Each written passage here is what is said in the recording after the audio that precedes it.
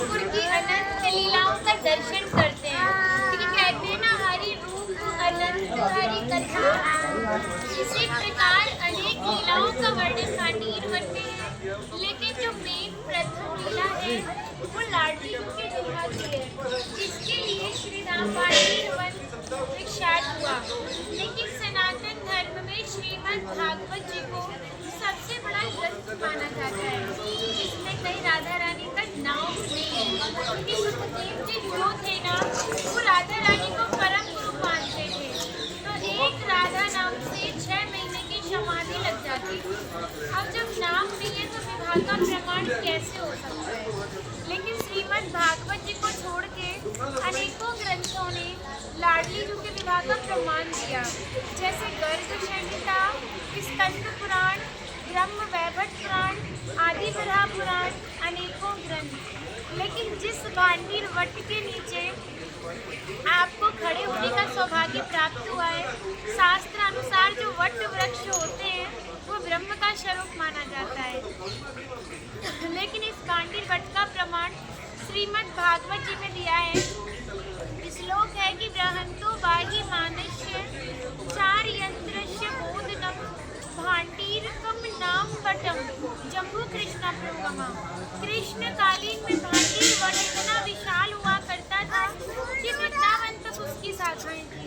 पिछले टाइम में पुल ना बोलते गए थे, ठाकुर जी शाखाओं पर चढ़ के यमुना महारानी को पार करते थे। मान्यता है ठाकुर जी की 9 लाख गाय यहीं बैठ के विश्राम करती थी। तो माताएं जो भी प्रसादी रखती थी सभी एकत्रित होकर दोपहर का भोजन लेते थे। आप कभी विवाह में जाते हो तो क्या बिना प्रसादी के आते हो?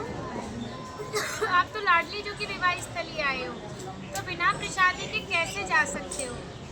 हमारे ब्रज में ठाकुर जी ने ब्रजवासियों से टूक मांग की पाई, जिसका नाम मधुकरी दिया।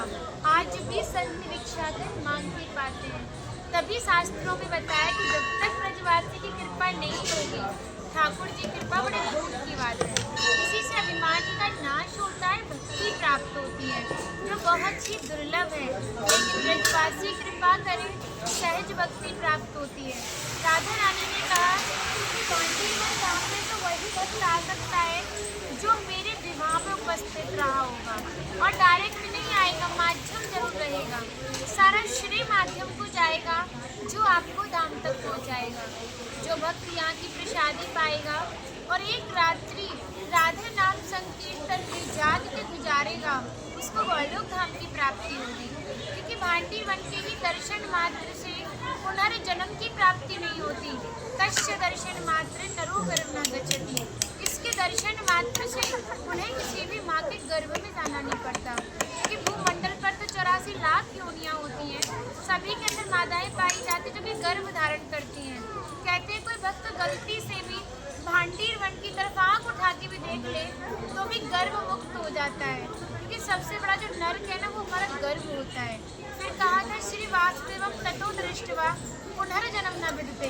जो भी भक्त भांडीर वन में प्रवेश करता है, श्री वासुदेव जी का दर्शन करता है, भंडारा इत्यादि करता है, वो पुनर्जन्म गर्भ यातना से मुक्त हो जाता है। क्योंकि यहाँ पे राधा कृष्ण में मल्ल क्रीड़ा हुई थी, तो उसमें तय किया कि जो भी हारेगा उसे भंडारा करना होगा। ठाकुर जी हार गए थे लाडली जी से, तो ग्वाल वालों के साथ मिल के भंडारा किया और धाम का नाम भांडीर वन पड़ा। तो यहाँ पे भंडारे का बहुत बड़ा विशेष फल माना जाता है। अधिकांश भक्तों के मन में रहता है ठाकुर जी ने भंडारा किया, हम भी करें। पूर्ण सक्षम होते करते हैं, ये तो सामर्थ्य के अनुसार दान करते हैं, जिससे हम अपनी दिनचर्या भी चलाते हैं और भक्तों को निरंतर प्रसादी सेवा कराते हैं। और आज तो इंग्लिश कैलेंडर की नई शुरुआत, पहला दिन नव वर्ष है आज, भांडीर वन भंडारे के नाम, और आज का किया हुआ दान नव वर्ष के नाम। तो भांडीर वन में शुरुआत भंडारे से हो रही है। अगर कोई यथा सामर्थ्य किसी को दिया है, कोई सामर्थ्यवान है, तो योगदान देके हमारा सहयोग कर सकता है। बोलो राधे।